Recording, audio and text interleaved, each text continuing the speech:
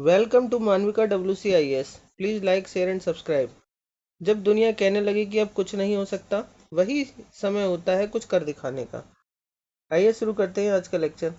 आज हम उत्तर प्रदेश की सभी 80 लोकसभा सीटों के बारे में देखेंगे। वो लोकसभा क्षेत्र लोकेशन भी मैप पर दिखाई देगी आपको। और एक सवाल हमेशा दिमाग में रहना चाहिए कि जब हमारे उत्तर प्रदेश में 75 जिले हैं और लोकसभा सीट हमारी 80 हैं, तो ऐसा किस तरीके से इन लोकसभा जो क्षेत्र हैं, इनका निर्धारण किस प्रकार होता है कि कौन सी विधानसभा किस लोकसभा में आएगी।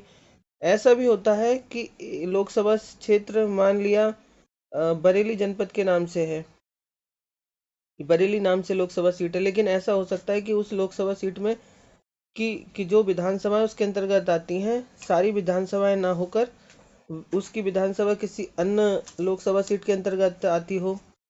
ऐसा भी हो सकता है। ये सारी चीज़ें आज हम देखेंगे कि ऐसा क्यों होता है। ऐसा इसलिए होता है क्योंकि परिसीमन किया जाता है, डिलिमिटेशन। लोकसभा जो क्षेत्र होता है उसका सीमांकन करने के लिए एक परिसीमन आयोग होता है। उसके बारे में भी जानेंगे किस तरीके से होता है। ये जैसे बहुत सी सीट्स हैं, हम देख रहे हैं कि जो जिले के नाम पर नहीं है, धौरहरा, मिश्रिख, मोहनलालगंज, केसरगंज, डुमरियागंज, कैराना, नगीना, ये किसी जिले के नाम पर ना होकर ये 2 जिलों की या 3 जिलों की कुछ विधानसभाओं को मिलाकर बनाई गई हैं। यही हम आज देखेंगे, ऐसी कितनी हैं और इनके अंतर्गत कौन कौन सी विधानसभा आती हैं। तो इन क्षेत्रों को किस तरीके से ऐसा बांटा गया, उसको जानने के लिए हमें पहले इनका परिसीमन कैसे किया जाता है वो जानना होगा। परिसीमन का अर्थ क्या होता है, सबसे पहले ये समझिए। परिसीमन मतलब किसी देश या प्रांत में निर्वाचन क्षेत्र की सीमाओं का पुनर्निर्धारण है। यानी कि उनकी जो बाउंड्रीज मतलब सीमाएं हैं, उनका पुनर्निर्धारण किया जाता है। इस शब्द का सामान्य उपयोग चुनावी सीमाओं के संदर्भ में किया जाता है। लोकसभा और राज्य विधानसभाओं की सीमाओं के पुनर्निर्धारित करने के कार्य को परिसीमन कहते हैं, जिसका उद्देश्य परिवर्तित जनसंख्या का समान प्रतिनिधित्व करना है। मतलब कि सब लोकसभा जो क्षेत्र बनाए जाएं, उनमें जनसंख्या का लगभग समान प्रतिनिधित्व हो। ऐसा ना हो कि किसी एक जिला छोटा है तो अगर उसके नाम पे बना दिया उसी क्षेत्र को, तो उसमें हो सकता है जनसंख्या कम हो, दूसरे में ज़्यादा हो, तो लगभग लगभग समान हो। और ये कौन सी जनसंख्या जनगणना के हिसाब से ऐसा होता है, ये सब आगे जानेंगे। परिसीमन की आवश्यकता क्यों पड़ी करने की। परिसीमन के अंतर्गत भौगोलिक क्षेत्रों का उचित विभाजन किया जाता है ताकि जनसंख्या के अंतर्गत प्रत्येक वर्ग के नागरिक को प्रतिनिधित्व का समान अवसर प्राप्त हो। यानी कि ऐसा ना हो कि किसी एक क्षेत्र में किसी एक वर्ग के लोगों बल्कि सभी लोग वर्ग के लोग उसमें शामिल हों। चुनाव में किसी एक राजनीतिक दल को दूसरे की अपेक्षा लाभ ना मिल सके। हो सकता है कोई एक क्षेत्र हो जो किसी एक दल से ही संबंधित वर्ग के लोग उसमें रहते हों, तो ऐसा ना हो, इसके लिए कि चुनाव में किसी एक राजनीतिक दल को दूसरे की अपेक्षा लाभ न मिल सके। इसके अलावा एक वोट एक मूल्य के सिद्धांत का पालन भी हो सके। अब ये जानते हैं संविधान में इसके संबंध में कुछ है वर्णित या क्या किया जाता है। अब देखिए, अनुच्छेद 82 यानी कि आर्टिकल 82 के तहत संसद प्रत्येक जनगणना के बाद एक परिसीमन अधिनियम यानी कि डिलिमिटेशन एक्ट लागू करती है। अधिनियम लागू होने के बाद परिसीमन आयोग की नियुक्ति राष्ट्रपति द्वारा की जाती है तथा ये आयोग निर्वाचन आयोग के साथ मिलकर कार्य करता है। इस आयोग के संबंध में आयोग के द्वारा जो आयोग है ना, जनसंख्या के आधार पर विभिन्न विधानसभा लोकसभा क्षेत्रों का निर्धारण करता है। जनसंख्या के आधार पर मैंने कहा ना कि समान प्रतिनिधित्व हो सके, तो इसलिए इसको मतलब आयोग का कार्य ये रहता है। अब परिसीमन आयोग के बारे में और जान लेते हैं। ये देखते हैं हम, जो परिसीमन आयोग है, प्रत्येक जनगणना के बाद संसद द्वारा परिसीमन अधिनियम लागू करने के बाद अनुच्छेद 82 के तहत गठित एक स्वतंत्र निकाय है। परिसीमन आयोग भारत के राष्ट्रपति द्वारा नियुक्त होता है। ये हमने पढ़ ही लिया था। अब तक 1952, 1962, 1972 और 2002 के अधिनियमों के आधार पर 4 बार क्रमशः 1952, 1963, 1973 और 2002 में परिसीमन आयोग का गठन किया जा चुका है। अब प्रत्येक जनगणना की बात हुई थी तो 52, 62, 72 तो हो गया। उसके बाद में 81 और 91 की जो मतलब जो जनगणना हुई, उसके बाद में ये परिसीमन का कार्य नहीं किया गया, क्योंकि 72 के बाद में निर्धारित जो लोकसभा सीटें थी 543, इनमें कोई परिवर्तन नहीं किया गया। अब ये 2002 से लेकर 2008 तक परिसीमन प्रक्रिया 2001 की जनगणना के आधार पर की गई थी। तो क्या हुआ था, 51, 52 और 1951, 1961 और 1971 की जनगणना के हिसाब से तो ये हो गया था परिसीमन। उसके बाद में 1981 और 1991 में नहीं हुआ उसकी जनगणना के अनुसार। फिर कब हुआ, 2001 की जनगणना के आधार पर फिर से हुआ, लेकिन इसमें सीटों में कोई परिवर्तन नहीं किया गया। अब ये और 2002 में क्या किया गया, 2026 तक 543 जो लोकसभा सीट है वही निर्धारित कर दी गई कि अब यही रहेंगी। अब SC ST के लिए आरक्षित सीटों की संख्या में परिवर्तन हो सकता है, लेकिन ये 543 जो लोकसभा सीट है 2026 तक, अब 2026 के बाद में जो जनगणना होगी उसके बाद ही मतलब इन सीटों में परिवर्तन होगा जनसंख्या के हिसाब से। तब तक ये यही रहेंगी 543, लेकिन SC व ST के लिए आरक्षित सीटों की संख्या में परिवर्तन हो सकता है। अब विवाद का क्या रहता है, परिसीमन के कारण जो राज्य जनसंख्या नियंत्रण में कम रुचि लेते हैं उन्हें संसद में अधिक सीटें मिल सकती हैं, क्योंकि क्या होगा कि उस राज्य की जनसंख्या बढ़ जाएगी तो जनसंख्या के हिसाब से अगर परिसीमन किया जाता है तो उनकी सीट्स बढ़ सकती हैं। और वहीं जो परिवार नियोजन अपनाते हैं तो उनकी जनसंख्या उस हिसाब से नहीं बढ़ेगी, तो उनको जो सीटें कम मिलेंगी। जैसे ऐसा होता है कि उत्तर भारतीय राज्य हैं, जैसे उत्तर प्रदेश है और इधर बिहार है, इन सब की जनसंख्या बढ़ रही है तो इनकी सीट बढ़ जाएंगी। लेकिन वहीं केरल है और तमिलनाडु है, ये इन पे मतलब जनसंख्या पर अपना नियंत्रण रख रहे हैं तो इनकी सीट्स यानी कि लोकसभा में इनका प्रतिनिधित्व कम रहेगा। ये एक विवाद का विषय है।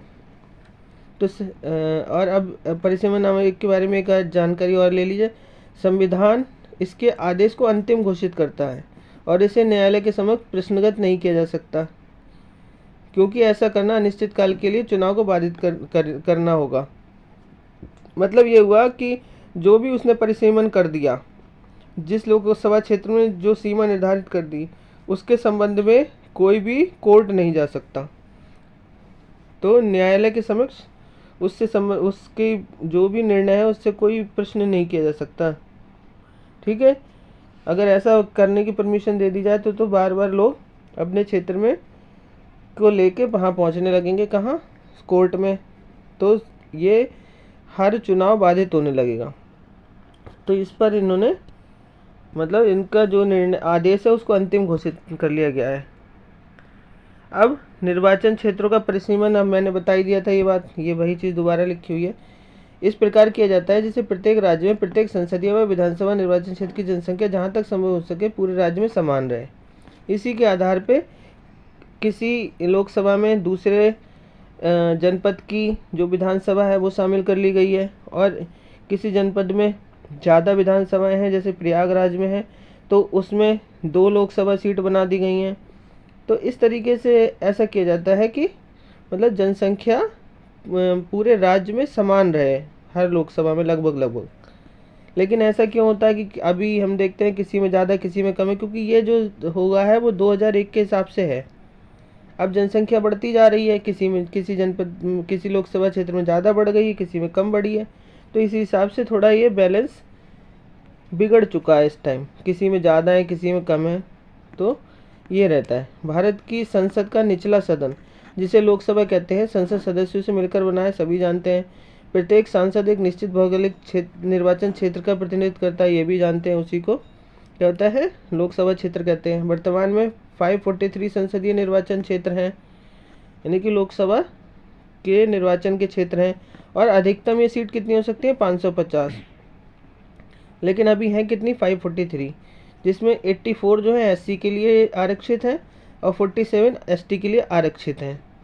और वर्तमान में उत्तर प्रदेश की बात करें तो उत्तर प्रदेश में 80 संसदीय क्षेत्र हैं। संसदीय क्षेत्र मतलब लोकसभा क्षेत्र, जिसमें 17 सीट एससी के लिए आरक्षित हैं और एसटी के लिए एक भी नहीं है। ऐसे ही अगर विधानसभा क्षेत्र की बात करें तो विधानसभा क्षेत्र कितने हैं, 403, जिसमें 84 सीट एससी के लिए व 2 सीट एसटी के लिए आरक्षित है। यानी कि उत्तर प्रदेश में जो लोकसभा सीट है वो एसटी की एक भी नहीं है आरक्षित, लेकिन जो विधानसभा जो की सीट है वो 2 एसटी के लिए आरक्षित है, रिजर्व्ड है। अब आगे देखते हैं उनकी 80 जो लोकसभा सीट्स हैं उन सभी को देखते हैं। अब देखिए आपको ये देखिए क्या है, सहारनपुर, कैराना, मुजफ्फरनगर, बिजनौर, नगीना, बागपत, मेरठ, गाजियाबाद, गौतम बुद्ध नगर, बुलंदशहर, अमरोहा, मुरादाबाद, रामपुर, बरेली, पीलीभीत, आंवला, बदायूं, संभल, अलीगढ़, मथुरा, हाथरस, फिर ये आगरा, फतेहपुर सीकरी, फिरोजाबाद, मैनपुरी, एटा, शाहजहाँपुर, फर्रुखाबाद, ऐसे ही खीरी, धौरहरा, हरदोई, कन्नौज, इटावा, जालौन। अब बात आप देख रहे होंगे शाहजहाँपुर। अब यहाँ पर क्या देख रहे हैं आप, ये आंवला आ गई। आंवला कोई जनपद नहीं है। ऐसे ही कैराना नाम से कोई जनपद नहीं है। ऐसे ही यहाँ पर आपको दिख रहा होगा हापुड़ जनपद है, लेकिन हापुड़ नाम से कोई लोकसभा सीट नहीं है। ऐसे ही कासगंज एक जनपद है, लेकिन कासगंज नाम से कोई लोकसभा सीट नहीं है। तो यही सब हम आज देखेंगे कि क्या है। तो ये हमने देखी और भी देख लेते हैं। इस तरीके से मैप के माध्यम से आपको दिखेगा। खीरी और बहराइच, सीतापुर, मोहनलालगंज, लखनऊ, मिश्रिख, कन्नौज, उन्नाव, कानपुर, अकबरपुर, हमीरपुर, झांसी। अब यहाँ पर दिख रहा है आपको ललितपुर नहीं है, लेकिन झांसी है। यहाँ पर झांसी और ललितपुर को इस तरीके से मिला के है। हमीरपुर, यहाँ पे महोबा नहीं दिख रहा है आपको। बांदा, यहाँ पे चित्रकूट नहीं दिख रहा है आपको। प्रयागराज, फूलपुर, बांदा और मिर्ज़ापुर, भदोई, मछली शहर नाम से कोई जनपद नहीं है, जौनपुर, और ये प्रयागराज को तोड़ के फूलपुर बना दी गई है। प्रतापगढ़, अमेठी, रायबरेली, बाराबंकी, कैसरगंज, फैज़ाबाद यानी कि अयोध्या है ये, गोंडा, डुमरियागंज, बस्ती, अंबेडकर नगर, सुल्तानपुर। तो इस तरीके से ये हैं। और ये भी इधर और देख लीजिए क्या है, महाराजगंज, कुशीनगर, देवरिया, गोरखपुर, संत कबीर नगर, आजमगढ़, और यहाँ पर जो नाम नहीं लिखा है इस पर, ये क्या है, लालगंज, घोसी, सलेमपुर, बलिया, गाजीपुर, चंदौली, बनारस, मिर्ज़ापुर, रॉबर्ट्सगंज। ये आप इसको देख लीजिएगा एक बार। ये मैप में जो कुछ है, ये लालगंज का नहीं दिखाया गया, लालगंज को आप देख लीजिएगा, ये नोट कर लीजिएगा। और ये फैज़ाबाद जो अयोध्या हो गया है, अब अयोध्या को देख लीजिएगा। तो ये है। अब हम देखते हैं जो हमारे मतलब उत्तर प्रदेश की जो 80 सीट है उनमें रिजर्व सीट जो है एससी के लिए, ये आप अपने अपने क्षेत्र की नोट कर लीजिएगा। नगीना, बुलंदशहर, हाथरस, आगरा, हरदोई लोकेशन भी दिखाई हुई है, इटावा, जालौन, मिश्रिख, मोहनलालगंज, कौशाम्बी, शाहजहाँपुर, बहराइच, बाराबंकी, बांसगांव, लालगंज, मछली शहर और रॉबर्ट्सगंज। तो ये चीज़ें हैं। ये क्या है, अब देखिए जो है 17 सीट्स हैं। तो ये क्या होता है कि जहाँ पर एससी जनसंख्या ज़्यादा होती है उस क्षेत्र को इस तरीके से मिला के उसको एससी सीट डिक्लेयर कर दिया जाता है। तो इस तरीके से ये बनती है सीट। तो अब आगे बढ़ते हैं, हम देखते हैं 2019 लोकसभा में जो 80 सीटें थी यूपी की, उनका परिणाम क्या रहा था, किस पार्टी के उसमें कौन सी गई थी। अब यहाँ पर देखिए जो 2019 का परिणाम रहा था उसमें 62 सीट्स थी बीजेपी के खाते में, और वर्तमान में 64 हो चुकी है। अभी देखेंगे कैसे 64 हुई हैं। 2 सीट जो थी वो अपना दल के अंतर्गत आई थी और 10 सीट बीएसपी को मिली थी और 5 सीट समाजवादी पार्टी को। वर्तमान में ये 3 रह गई हैं और 1 सीट इंडियन नेशनल कांग्रेस यानी कि कांग्रेस के। तो ये चीज़ें हमने देखी। अब हम देख लेते हैं कौन कौन सी सीट है। Saharanpur BSP, Nagina BSP, Bijnor BSP, Amroha BSP, Shravasti BSP, Ambedkar Nagar BSP, Lalganj BSP, Ghosi BSP, Ghazipur BSP, Jaunpur BSP यानी कि बहुजन समाज पार्टी की हैं। ये कितनी हो गई? 1 2 3 4 5 6 7 8 9 10 हो गई है। अब इसके बाद में ये देखिए जो ये दिख रहा है येलो कलर से, ये संभल समाजवादी पार्टी, मुरादाबाद समाजवादी पार्टी, अब मैनपुरी समाजवादी पार्टी। अब यहाँ पर ये दिख रहा है कि रामपुर जो 2019 के इलेक्शन में समाजवादी पार्टी के नाम आई थी, आजमगढ़ भी समाजवादी पार्टी के नाम आई थी। लेकिन यहाँ पर बाद उपचुनाव हुए थे बाद में, तो इसमें रामपुर को में बीजेपी ने जीती थी और आजमगढ़ भी निरहुआ जी ने वो बीजेपी ने जीती थी। तो ये 2 सीटें जो हैं किसकी? एसपी की समाजवादी पार्टी कम हो गई थी और बीजेपी के खाते में आ गई थी, इसलिए बीजेपी की 64 हो गई थी। तो इनके जो गठबंधन की हो गई थी 64 + 2 66 बाद में हो गई और जो समाजवादी पार्टी है वो 3 रह गई। तो यहाँ पे मैनपुरी में भी उपचुनाव हुए थे जिसमें दोबारा समाजवादी पार्टी को जीत मिली थी, तो ये हो गई थी। अब बाकी देख रहे हैं आप, ये सब भाजपा भाजपा भाजपा भाजपा भाजपा भाजपा सब भाजपा की।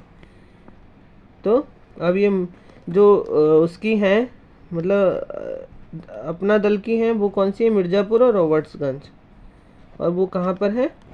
ये मिर्ज़ापुर है और ये रॉबर्ट्सगंज है। तो ये भी पता होना चाहिए आपको। अब देखते हैं ये सारी जो सीटें हैं जिनको हम देख रहे हैं, कैराना, आंवला, फतेहपुर सीकरी, अकबरपुर, फूलपुर, रॉबर्ट्सगंज, मछली शहर और घोसी, सलेमपुर, बांसगांव, लालगंज, डुमरियागंज, कैसरगंज, ऐसे ही ये दिख रही है मोहनलालगंज, मिश्रिक, दोहरा, नगीना।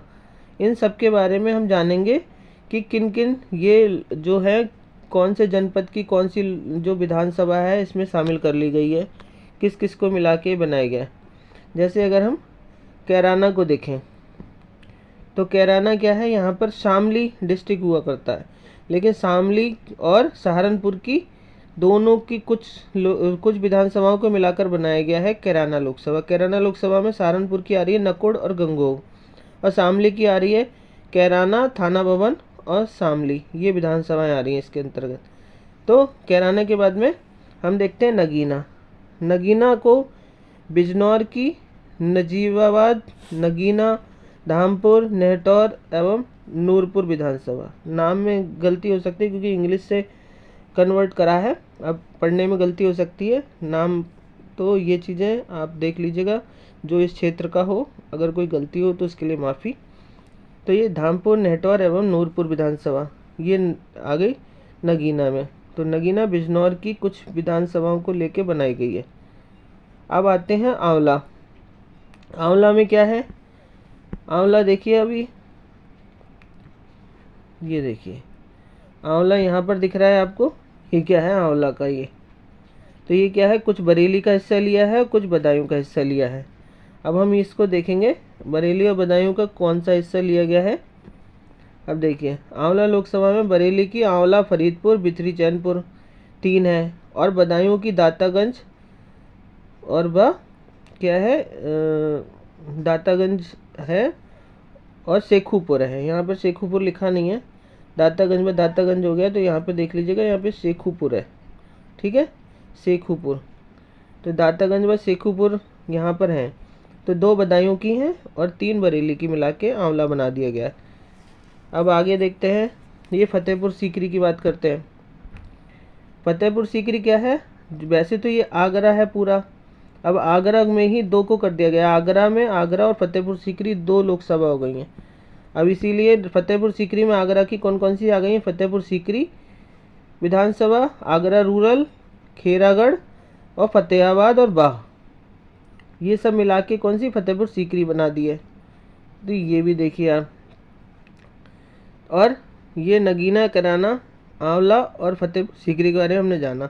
अब इसी क्षेत्र में आपको दिख रहा होगा शामली पड़ता है, तो वो कैराना में शामिल हो गई हैं। हापुड़ जो है, हापुड़ के नाम से कोई लोकसभा नहीं है, ऐसी कासगंज के नाम से कोई लोकसभा नहीं है, ये जनपद हैं जबकि। अब आते हैं, ये देखिए कुछ आपको दिख रही है, ये धौरहरा, यहाँ पे दिख रही है धौरहरा। धौरहरा में कौन कौन सा है क्षेत्र?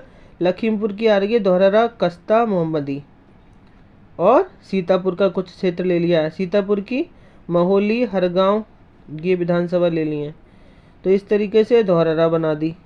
ऐसे मिश्रिक, मिश्रिक यहाँ पे दिख रही है मिश्रिक, ये दिखेगा आपको मिश्रिक। और मिश्रिक में आप देखिए कौन कौन सी हैं। सीतापुर की है मिश्रिक, और इसमें देखिए 3 डिस्ट्रिक्ट की है विधानसभा। हरदोई की कौन सी है? बिलग्राम, मल्लनवन, बालामऊ, संडीला। और कानपुर देहात भी ले लिया, कानपुर देहात की बिल्हौर। अब आपको दिख रहा होगा ये लंबा क्षेत्र है पूरा, ये दिख रहा है, यहाँ से लेके ऐसे करके बना दिया है। तो यहाँ पर देखिए आपको हरदोई भी आ गया, सीतापुर भी आ गया और कानपुर देहात भी आ गया। अब ऐसे ही मोहनलालगंज दिख रहा है आपको, ये मोहनलालगंज है ऐसे करके। तो मोहनलालगंज क्या है? लखनऊ की ले ली गई है इसमें कुछ, एक तो ले लिया सीतापुर की, ले लिया सिंधौली, तो ये ऊपर सीतापुर वाला सिंधौली ले लिया। और लखनऊ की मोहनलालगंज, मलिहाबाद, बख्शी का तालाब, सरोजनी नगर, ये सब किस में है? मोहनलालगंज में। और यहीं पे आपको दिखेगा अंदर लखनऊ के नाम से लखनऊ खुद है ये। अब आते हैं कैसरगंज। अब कैसरगंज में देखिए क्या है, ये बहराइच का हिस्सा ले लिया है, बहराइच की कैसरगंज और प्रयागपुर। फिर साथ में गोंडा, गोंडा का ले लिया है। गोंडा की कौन सी ले ली है? कटरा बाजार, कर्नलगंज, तरबगंज, ये विधानसभाएं ले ली हैं। तो इसको मिला के कैसरगंज मिला दी, कैसरगंज बना दिया है लोकसभा, बहराइच और गोंडा के कुछ क्षेत्रों को लेके। अब देखते हैं ऐसे ही डुमरियागंज। डुमरियागंज क्या है? ये हिस्सा है। डुमरियागंज क्या है? यहाँ पर सिद्धार्थनगर होता है, सिद्धार्थनगर का ही सारे ये हैं, बंसी, इटवा, सोहरतगढ़, कपिलवस्तु और डुमरियागंज खुद। तो ये डुमरियागंज के नाम से लोकसभा क्षेत्र बन गया। और ये विधानसभाएं कौन सी हैं? ये सारी हैं, सिद्धार्थनगर की हैं सारी। अब आते हैं अकबरपुर। तो अकबरपुर कहाँ पर है? ये कानपुर का, कानपुर देहात वाला हिस्सा ज़्यादा है इसमें, और कानपुर नगर की कुछ सीट ले ली हैं। तो कानपुर को, कानपुर नगर और कानपुर उसको मिला के कानपुर देहात को, तो कानपुर देहात की अकबरपुर, रानिया, और कानपुर नगर की बिठूर, कल्याणपुर, महाराजपुर व घाटमपुर को मिला के बना दिया अकबरपुर क्षेत्र। तो इस तरीके से अब यहाँ पर भी हमने दिख रहा होगा ऊपर, यहाँ पर सिद्धार्थनगर और बलरामपुर यहाँ पड़ते हैं। तो ये इस नाम से कोई, इस जनपद के नाम से कोई लोकसभा ही नहीं है, बल्कि कैसरगंज और यहाँ पर श्रावस्ती ये दिखेंगी। अब आते हैं इधर वाले क्षेत्र में, पूर्वांचल में, ये लालगंज दिख रही है आपको। अब ये लालगंज, यहाँ पर ऐसे करके आप पहले लालगंज को देख लीजिए कहाँ पर पड़ रहा है। अब ये लालगंज क्या है? लालगंज में कौन कौन सा क्षेत्र आ रहा है ये देखिए। आजमगढ़ की हैं सारी, लालगंज नाम से है लेकिन आजमगढ़ की विधानसभाएं इसमें शामिल हैं। अतरौलिया, निजामाबाद, फूलपुर पबाई, दीदारगंज व लालगंज। ऐसे ही बांसगांव, बांसगांव पड़ता है यहाँ पर। बांसगांव में क्या है? गोरखपुर की बांसगांव, चौरी चौरा और चिल्लूपुर, और देवरिया मिला दिया है, देवरिया का रुद्रपुर और बरहज। ऐसे ही सलेमपुर, ये सलेमपुर दिख रहा है। तो ये सलेमपुर में क्या क्या ले लिया है? देवरिया की सलेमपुर और भटपर रानी, और बलिया की बेलथारा रोड, सिकंदरपुर व बंसदी। अब यहीं पर आपको दिखेगा घोसी। घोसी लोकसभा में क्या क्या है, मऊ का क्षेत्र है और बलिया का है। मऊ की कौन कौन सी है, मऊ खुद है, घोसी है, मोहम्मदाबाद, गोहना और मधुबन। ऐसे ही बलिया की कौन सी ले लिया, रसरा विधानसभा। तो ये बना दिया। अब यहाँ पर दिखेगा आपको मछली शहर। मछली शहर, मछली शहर में क्या क्या ले लिया है, ये देखिए। मछली शहर में ले लिया है जौनपुर और बनारस का क्षेत्र। जौनपुर की है मछली शहर, मरियाहू, जाफराबाद और केराकट। बनारस की पिंडरा।